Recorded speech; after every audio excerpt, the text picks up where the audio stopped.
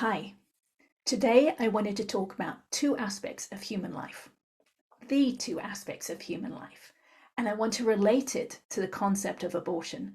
So, as you're hearing my story at the beginning, it may not sound like we're talking about abortion because it's not a story about abortion, but what I'm going to share with you relates to abortion in that it relates to the two aspects of human life. So, let's talk about it.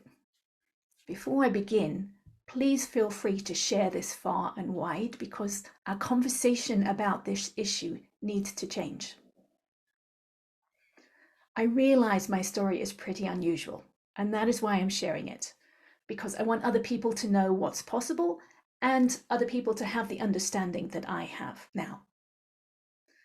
For most of my life, I thought I was my body because I didn't know anything different. I'd heard people talk about us inhabiting our body, that we are not our body, but I didn't know it. I just heard it. It was a concept. And it wasn't until the last few years that I actually came to know it. So over the last few years, I've developed the ability to put my awareness inside my body. So this wasn't something that happened overnight. It took many, many years of releasing layer upon layer of emotions and memories and traumas and sensations until one day I was able to put my awareness inside my body, just with the focus of my attention. Now, I've honed my ability since then, but that is another story. What I want to share now is when I'm sensing inside, I am sensing from somewhere in my head to somewhere else in my body.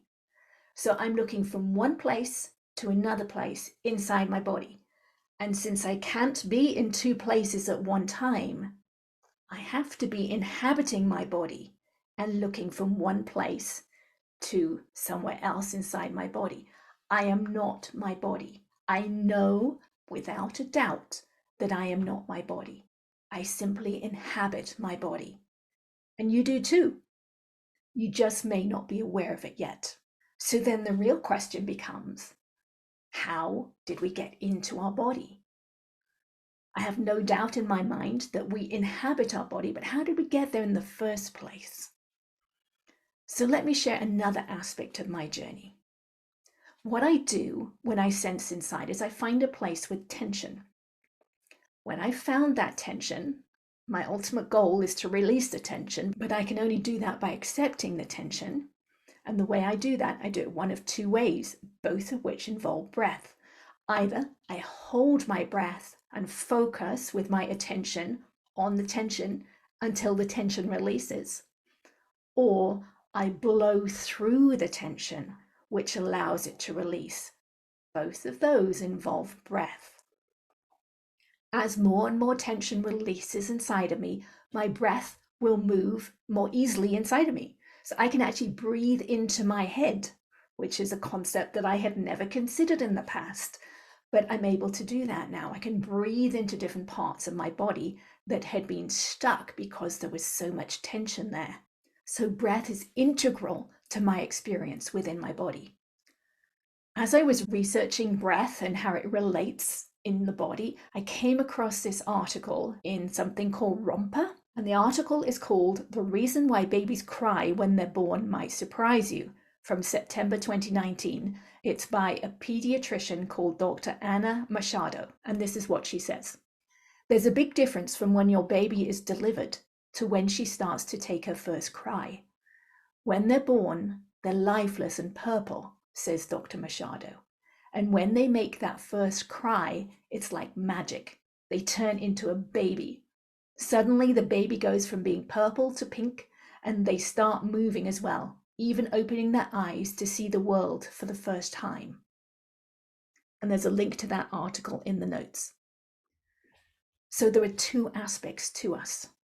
There is our physical body, which develops in our mother's womb, and it has memories and genetics and history passed on to us through our DNA, but there is no breath moving through the lungs. There is only amniotic fluid. The second aspect of us is our soul, which I believe incarnates into our body on the first breath at birth and leaves our body on the last breath at death. What does this mean in terms of abortion? It means that if an abortion is performed without the fetus taking a first breath, it is stopping the development of the body that contains the potential for a soul incarnated life. But it is not killing a human being. The soul did not arrive and possibly incarnated into another body, but I don't know that for sure. So if you have had an abortion at some point in your life, I hope that relieves some of the guilt that you might be feeling still. But if you know my work, you know that we have to feel those emotions that we feel that are stuck inside of us. So if you're still feeling some guilt, you still need to work through that. Don't suppress it because it stays inside of us and affects our future. But if you just feel the guilt, allow it to be felt. It doesn't feel good. Guilt does not feel good, but we need to feel it and to let the energy of that guilt go, and then we can move on. Now, let's look at the political aspect of abortion. If you want to control someone else, to stop them doing something they want to do, or to make them do something they do not want to do, that desire for control of others is inside of us. It's hurting us.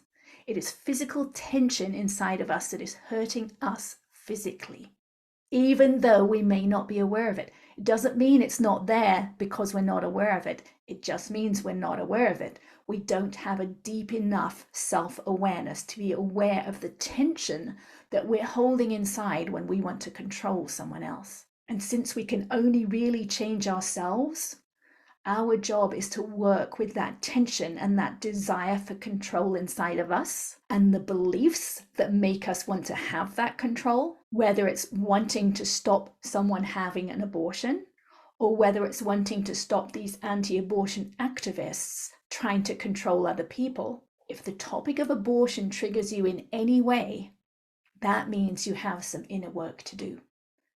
So I hope that gives you a deeper understanding of human life and where we come from and how that can change our conversation about abortion.